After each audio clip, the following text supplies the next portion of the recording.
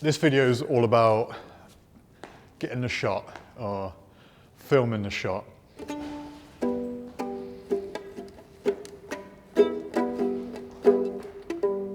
Tom, if you don't make something good with this fucking video, you're fired.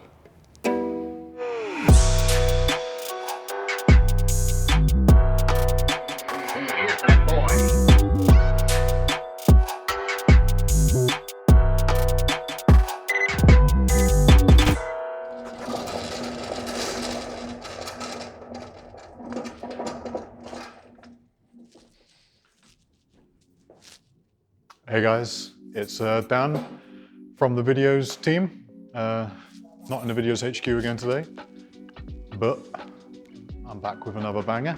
This video is all about getting the shot or filming the shot. As you can see, that entrance was sick.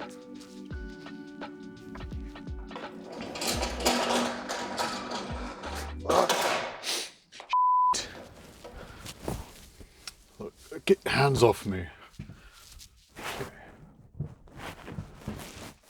Oh. Okay, I'll stop monkeying around. Come on. All right. There's a few steps you need to take before you start shooting. First one is memorizing your script. Now you don't have to get it down to a T. The more familiar you are with your script, the better it'll come across and the more it'll flow. That sounds like complete. So you don't need to memorize your script word for word, but the more familiar you are with it, the better your delivery will be. The more comfortable you'll feel, and like me, the better you'll wing it. That's pretty much it. Right, dude, come back here. Oh, yeah. So light on your feet.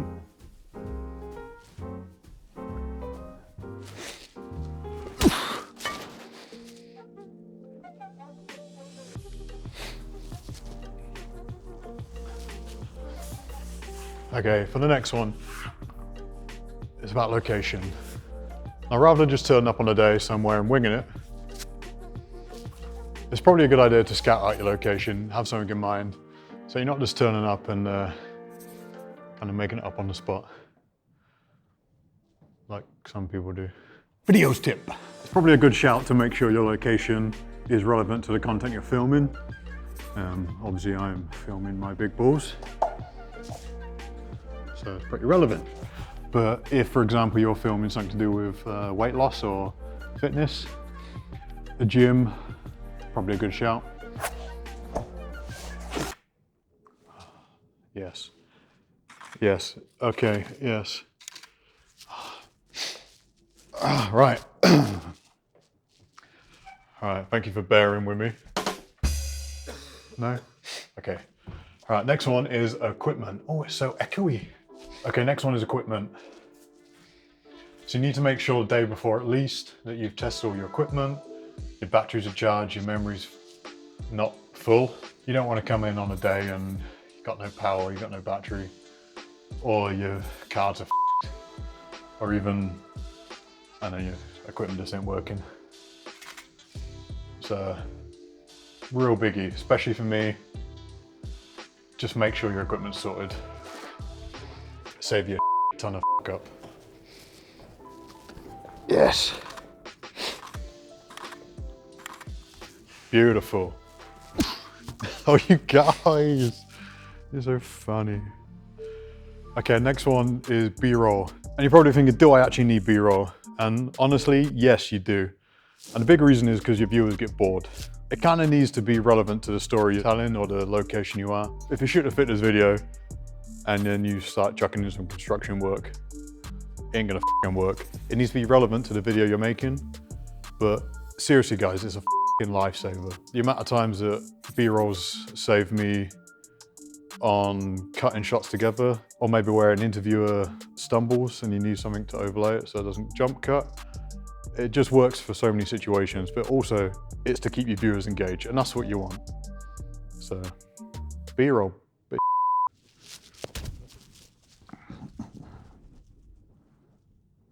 Just have a little kip, this is so comfy. Viddyoze tip. If you forget to shoot your B-roll, don't worry. There's plenty of good stock video sites out there you can use.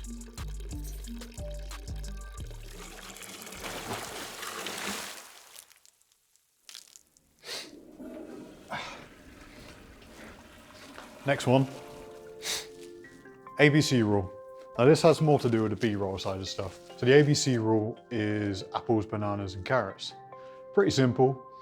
If your business is about apples, bananas, and carrots, film some apples, bananas, and carrots.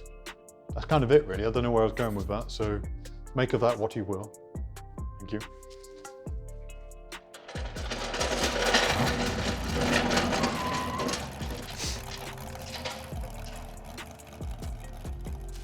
Okay, so easiest way to frame your shot. I can't even see myself. This next week's about the easiest way to frame your shot. I could go into a ton of detail about framing your shot, and I will do, because that's what this video is for. You can stick around for this, or why not check out Joey's latest video he's done about roll of thirds. It's a bit more in depth and covers it quite well. In fact, Tom, stick a bit there now. Now, the rule of thirds is basically a principle where we split up the frame into a grid of 9 different boxes, right? So you'll kind of see box here, there, got these boxes over here, and then we got these ones right there too, okay? Okay, so did that make sense? Probably not, because Joey told you. So essentially, the rule of thirds is a guide to help you frame your shot. Now it'll be split into 9 boxes, and we'll see here, if I can do it, bam, bam, bam, bam, bam, bam. Now there's 4 intersecting points here, and that essentially helps you frame your shots better for a more pleasing image. Okay, so got my test subject. What I'm gonna do is just do a few examples of some good composition and some bad composition using rule of thirds. So I quite like this shot. It's not typical, more Wes Anderson. Nice straight on symmetrical. Now, wouldn't look so good this way because you've not got the looking room. And also because he's looking off shot, it just looks a bit weird, there's not enough space. You can reframe this using a rule of thirds. Immediately that looks better. He's looking off into the empty space, the looking room as it's called. Similar shot, but there's too much headroom. So kind of bring it down a bit. Much more pleasing. For me, it's about the looking room. But as you can see, this bit here, it's a decent amount. He's looking in that direction. Whereas again, if you framed it on this side, although you're following a rule of thirds in the positioning, he's looking off, so it just doesn't look right. I find kind of getting the eyeball on one of the intersecting points just makes it frame a lot better. Same again, like more symmetrical, works quite nice. Wouldn't work quite as nice here. Oh, I'm being interrupted. Sinead, say hello to the Viddyoze users. Hello, but no. Anyway, that was a quick rundown on rule of thirds. Super simple, but yeah, any more, just follow Joey's video. Okay, so this next one is about the 5 different shot types and how to use them. Now, a shot type can be determined by either how small or large the subject appears on screen, or how close or far away the camera is from them. So you need to think properly about your shot types. So if you're too close to them, it might be a bit awkward. If you're too far away, they might be a bit small on screen. For example, like if I'm crying or upset now, I'm trying to get some moody, emotional across, you're not gonna see the expressions on my face. Equally, if you're trying to set a scene where someone's isolated or lonely, being right up in their grill ain't gonna work. So whilst I'm at this width, okay, so this shot here would be classed as a wide shot. Obviously, there's a lot of space, not a lot going on around me. That's kind of it really. It's a wide shot. You know what a wide shot is. this is a wide shot. Okay, next one is a full shot. Typically, in a full shot, your subject will fill the entire frame. For sure I'm filling the entire section of the frame, but you know what I mean. These are great for more dynamic scenes or ones with a lot of movement.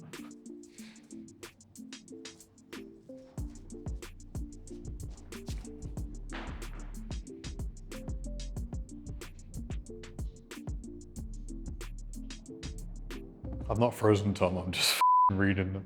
Good example of this is maybe if you are filming a coffee shop and you want to see a group of friends walking through the door, enjoying a coffee all at a table, you can get everything in. A bad example of this would probably be this situation, where someone's trying to speak to camera and it seems like they're really far away. So this next shot is one of my favorite shots. It's the medium to close-up shot, or just a medium shot. I tend to use it more for like interview stuff. So from the waist upwards, tends to be a good looking shot. These shots are also great if you want to crop in post to get a bit more of a close-up. Tom does it a lot in his editing. Tom sticks some cutting, popping up and close and in there.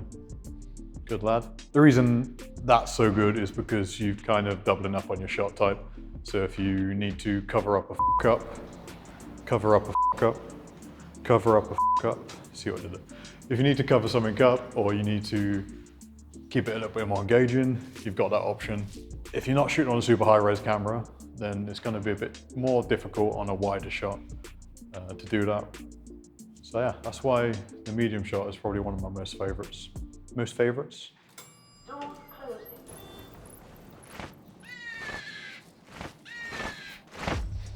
Okay, so the next shot type, probably my least favorite, is the close-up, purely because I'm getting on a bit. So close-ups tend to be, as it says on the tin, closer up. Normally a lot of overflow, so my hair's massive, so that would be classed as overflow. Close-ups tend to be used more for product shots. Obviously you want to show off a lot of detail. In terms of filming, they tend to be really good for relaying emotion.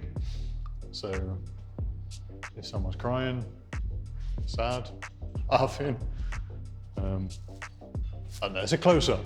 Again, with a close-up, they do tend to be more for keeping viewers engaged, letting people know that what you're focusing on is important, like me. Yeah, that's a close-up. I don't know. I'm done. Can't help but feel like George Michael. What I gotta have, boop, boop, boop. There's a dead fly here. Now this looks like a wide shot I covered, but it's the establishing shot. Tom will chuck up some decent establishing shots here. If you're setting a scene, for example, if you're shooting your coffee business, again, then you're gonna get an outside shot of the shop. They tend to be saved for like establishing, you see where I'm going with this? The setup of your shot. Anyway, this next one is called establishing.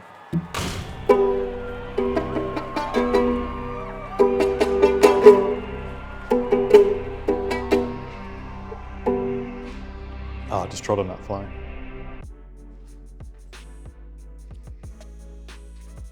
Choosing your shot type.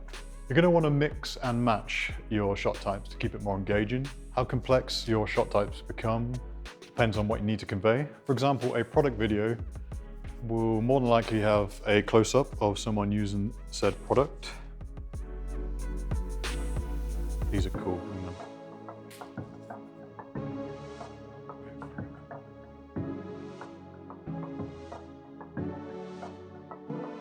And then maybe a medium shot of someone talking about the product, like an interview or a testimonial.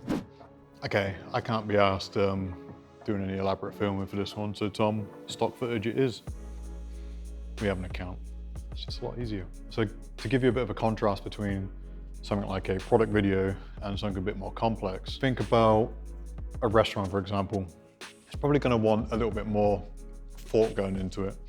A lot more complex shots. For example, an establishing shot at a restaurant, some close-ups of food being prepped, interviews with the chefs or the testimonials of the eaters, diners. wide shots of people eating, shots of people delivering drinks, you know, flames, and I don't know, before COVID was a thing, people sitting close together on tables and shit. Anyway, back to the chicken and rice. I kind of gave up on that one a bit, I'm sorry. You're a star. You're a f***ing star. It doesn't matter what Joey says.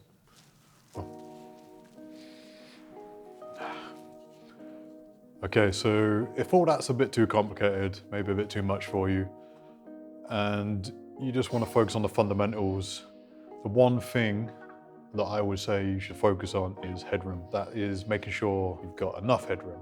Now, quite commonly, I see people making videos where they're leaving so much headroom, it just doesn't make sense. It's not flattering, it doesn't look good, it doesn't tell a good story. Composition-wise, it's terrible. And on the other end of the scale, maybe they're not leaving enough headroom. Now, if you nail this one, you're pretty much sorted. You know, focus on your B-roll, focus on your product shots, focus on talking about your content, and you're pretty much good to go. Like I said before, Joey covered this really well in his last video. Tom, just chuck up a little section on headroom here. This top line, when you're looking at the grid, is kind of where you want to have your eyes, okay? So we use this as a reference point for the eyes. It's a great little tool to use. So if I come down a little bit, just here, this is a good place to be. I'm doing a kind of a reverse lunge thing here, so my leg is going right now, done legs yesterday. So if I'm here, the eye line right here is quite good, the height is good. If I'm like here, too high, head's cutting off. If I'm down here, this isn't good either, right? Because now we have this massive box on top of my head, so it's not really a good place to be. But here, we're good. Okay guys, that's it for this one. I'm hoping you enjoyed the video. It's pretty fun to make this one, especially with the bears. Having a bit of playtime. But Tom, if you can make this look like I've not frozen and seamlessly go into the next line. But anyway, yeah, it'd be great to get some feedback. A lot of you have been commenting on my other videos, so like, subscribe, hit that bell icon, and let me know what you think. The next video I'm going to be covering like camera settings, best practices, so stay tuned.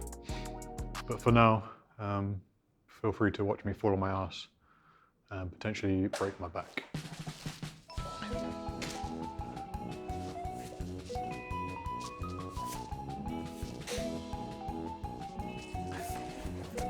Yes.